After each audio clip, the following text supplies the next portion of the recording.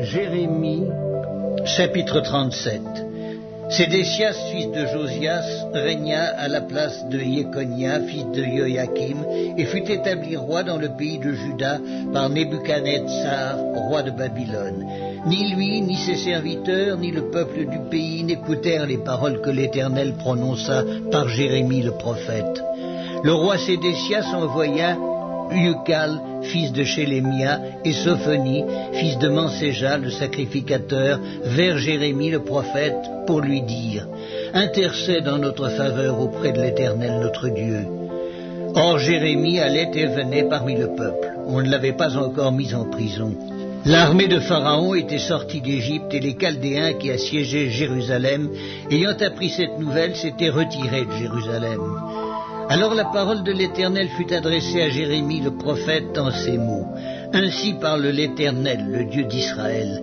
Vous direz au roi de Juda qui vous a envoyé vers moi pour me consulter, voici, l'armée de Pharaon qui était en marche pour vous secourir retourne dans son pays, en Égypte. Et les Chaldéens reviendront, ils attaqueront cette ville, ils la prendront et la brûleront par le feu.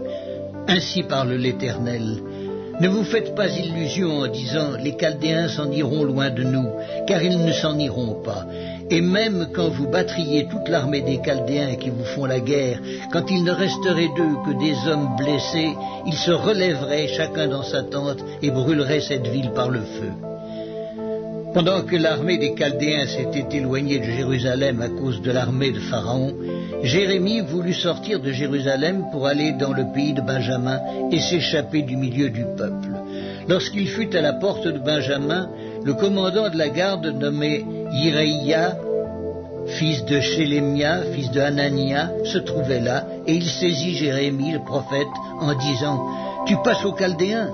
Jérémie répondit « C'est faux, je ne passe pas aux Chaldéens. » Mais Iréia ne l'écouta point. Il arrêta Jérémie et le conduisit devant les chefs. Les chefs, irrités contre Jérémie, le frappèrent et le mirent en prison dans la maison de Jonathan, le secrétaire, car ils en avaient fait une prison. Ce fut ainsi que Jérémie entra dans la prison et dans les cachots où il resta longtemps. Le roi Sédécias l'envoya chercher et l'interrogea secrètement dans sa maison. Il dit « Y a-t-il une parole de la part de l'Éternel » Jérémie répondit « Oui ». Et il ajouta « Tu seras livré entre les mains du roi de Babylone. » Jérémie dit encore au roi Sédécias « En quoi ai-je péché contre toi, contre tes serviteurs et contre ce peuple, pour que vous m'ayez mis en prison? Et où sont vos prophètes qui vous prophétisaient en disant « Le roi de Babylone ne viendra pas contre vous, ni contre ce pays ?» Maintenant, écoute, je te prie, ô roi, mon Seigneur, et que mes supplications soient favorablement reçues devant toi. Ne me renvoie pas dans la maison de Jonathan, le secrétaire, de peur que je n'y meure. Le roi Sédécias ordonna qu'on gardât Jérémie dans la cour de la prison et qu'on lui donnât chaque jour un pain de la rue des boulangers jusqu'à ce que tout le pain de la ville fût consommé. Ainsi Jérémie demeura dans la cour de la prison.